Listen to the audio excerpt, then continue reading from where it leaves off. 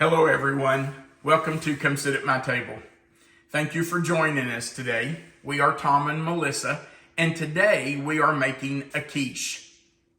I know what you've heard. In 1982, a book was written called Real Men Don't Eat Quiche. Well, real men do eat quiche, and I'm going to show you how to make one today. That book really was written as a joke, by the way. It was a play on the fact that men sometimes are a little vain. So it really was a joke, but it has stuck. All right, here's what we're going to need to make our quiche. First, you're going to need to have a pie crust. Now you can tell that I have already baked this. It's called blind baking, and you're going to need to blind bake a crust for your quiche.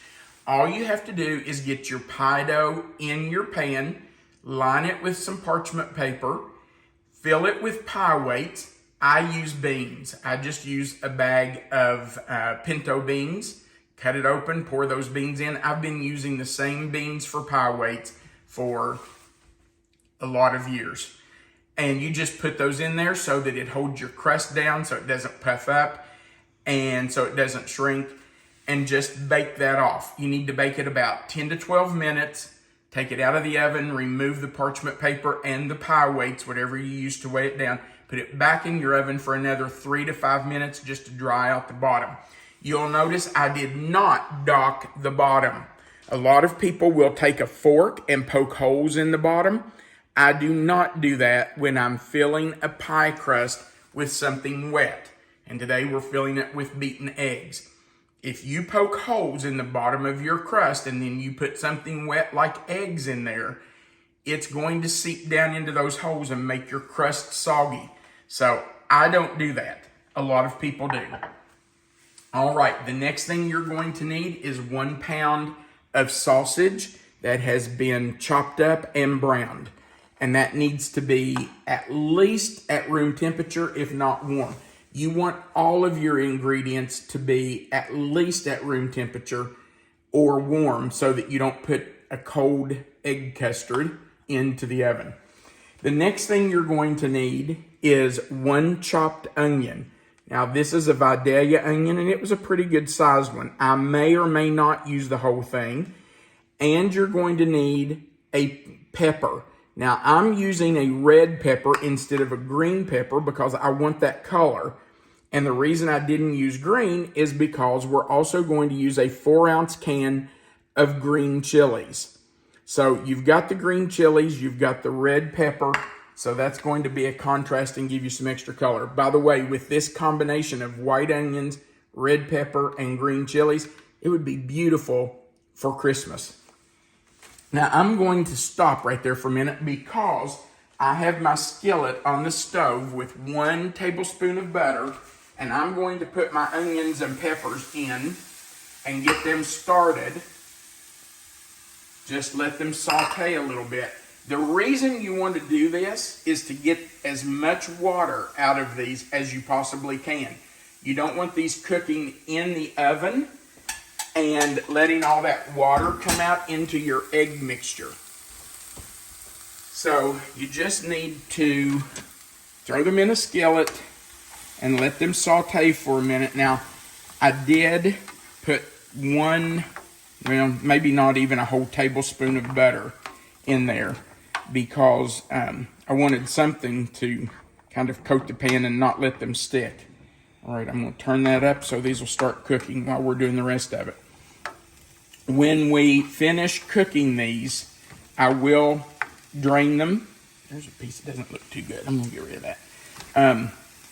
I will drain these and make sure that they're not wet because you don't want anything wet going in to your mixture.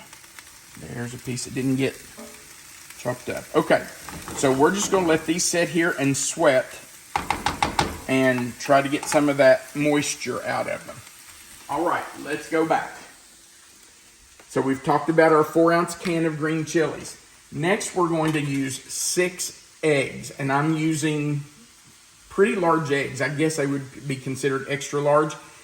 I bet you've already noticed that there are 7 yolks, but I said 6 eggs. Well, that's because one of them had a double yolk. So that'll just make it even richer. So we're going to put those in. We're going to add 1.5 cups of heavy cream. Now this is heavy cream. It's whipping cream. It's not just plain milk. It's not like evaporated milk or anything like that.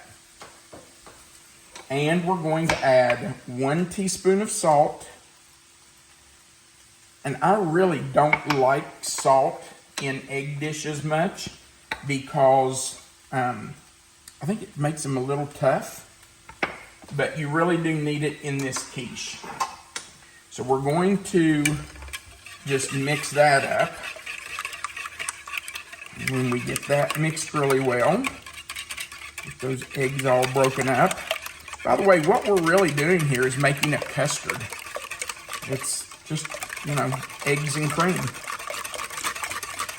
We're just not putting sugar in it like you would if you were making a custard. We want that mixed really well. You don't want to see any strings of the egg white, and you want to make sure your egg yolks are broken up and mixed in really well. Now you don't want to whip a lot of air into it, because if you do, then you're going to have a filling that puffs up too much. It's going to puff up some anyway, but you don't want it to puff up too much. All right, let's switch. I'm going to stir these onions and peppers just for a second.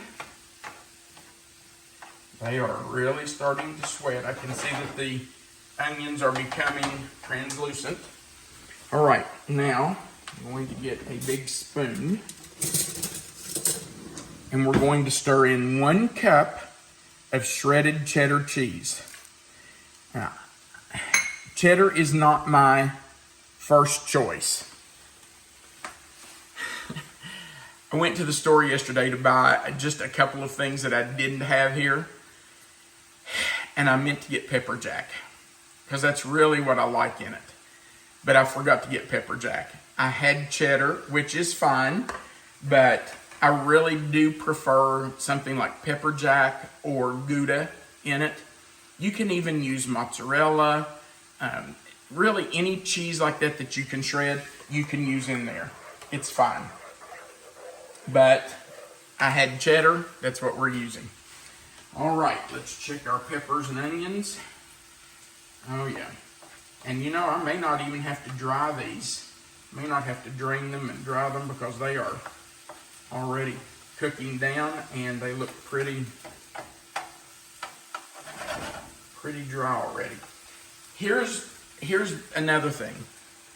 The pepper I used, the red pepper, was a really large pepper. I probably don't need all of that in the quiche, so I probably won't start by adding all of that to it until I see what it looks like. I probably will add about half of it, look at it, see what I think, and then maybe add some more. If I don't use it all, I've already got onions and peppers ready to do omelets tomorrow, or whatever we want to use it for. And actually, that's kind of what you're doing here. A quiche is just an omelet in a shell. That's all it is. So, it's not something hard. I know people who wouldn't dare take on making a quiche. Well, it's very simple. It's not like it's hard to do. So don't be afraid to try making a quiche. Okay, I think this looks pretty good. You want to see that? You can see that the onions have become translucent, they've sweated down. So we will add that in a minute. Let's see. You know what? I don't want to lose any of that cream. Let's scrape the rest of that out of there. Okay. Let's add our sausage, and I'm not going to add the full pound to start with. Same thing. We'll start with most of it. We'll save a little bit, and even, it's even okay to save back a little bit to kind of sprinkle on top, so you have some all the way through it. Okay, I got that in. Let's put in our green peppers. And again, you can use the whole thing or you can save some back. I'll just put the whole thing in. And our onions and peppers. The really nice thing about a quiche is that you can put in anything you like. If you like mushrooms, put them in.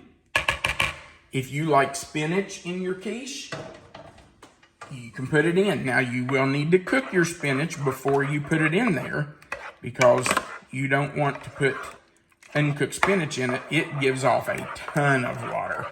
So you need to make sure you have cooked that down. But honestly, anything you like that you could put in an omelet, you can put in a quiche. So fix it the way you like it. All right, I think that's got quite a bit. I may put just a hair more sausage in there. Maybe a little bit, maybe to sprinkle on top. Okay, I know people who layer their quiche. They'll put a layer of the meat in the bottom and then a layer of cheese and then the vegetables and pour the egg on top of it. I don't do that because I want to make sure that egg's mixed all the way in and goes all the way to the bottom. I think it looks better. All right, so let me make sure that I have everything in there. I've got my sausage, onions, peppers, chilies, eggs, heavy whipping cream, salt, pepper, and cheese. All right, so we're going in. I will kind of put some in the bottom because if I don't, I will end up with all egg and my stuff will be left in here. Now, you want to fill this about 2/3 full. You don't want it all the way up to the top of your crust because it does puff up. It does rise while it's baking. So, if you have a little left, you can see this right here. And I think that's about all I'm going to put in there. Maybe just another little scoop. If you have some left like that, let me show you what to do. Get a ramekin, if you've got a ramekin, spray it with nonstick spray, and add to the ramekin whatever you have left, whatever filling is left that you couldn't get in your crust, and put it in the oven. It will make an omelet in a bowl for you. You don't have to have a crust for it. So put it in a ramekin if you have some left over. It'll just make you a little extra dish to have. Okay. Now, let me clean this up. Excuse me. Bless you. That's the first time that's ever happened. Well, it is early June in Kentucky, and we laughingly say that this time of year people have the Kentucky crud, and man, this year it's bad. We have been stocked up, and it's been a bad year for it. All right, I am going to take a pie shield and put over the pie, over the crust, to keep the edge from getting too dark. Since this has already been blind baked, that crust has already been pretty much cooked. And if you don't cover it with something, the edges will get pretty brown. You can just use aluminum foil if you want to, but I bought this pie shield a long time ago, and you can just put it on there. You don't even have to leave it on the whole time you're baking. All right, my oven is preheated to 375 degrees. We are going to bake it for 35 to 45 minutes. I'll probably set my timer to about 30 minutes and start watching it, but it should take between 35 and 40 minutes to bake this. All right, we're going to get it in the oven, and we will be right back.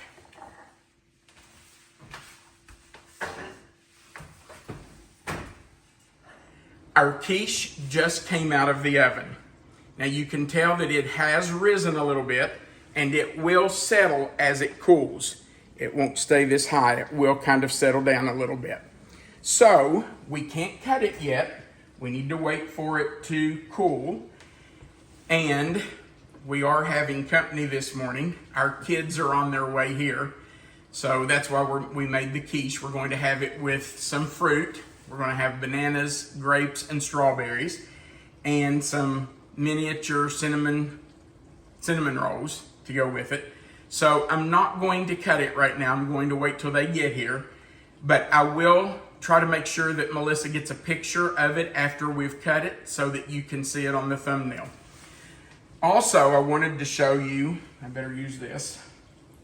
I wanted to show you that I did take the extra that we had that didn't fit into the pie shell, and I put it in the ramekin and just made a little muffin in a ramekin. So you can just eat that. You know what they say, to the cook goes the spoils. So I guess that one's mine. All right, we just want to remind you that if you would please, we would like for you to go right below this video and click the thumbs up that just says you liked our video. If you have not already, please go right below the video and click the subscribe button. You only have to do that once and then you never have to do it again. And click the little notification bell that's right beside of it and the word all. That way you'll be notified every time we post a video.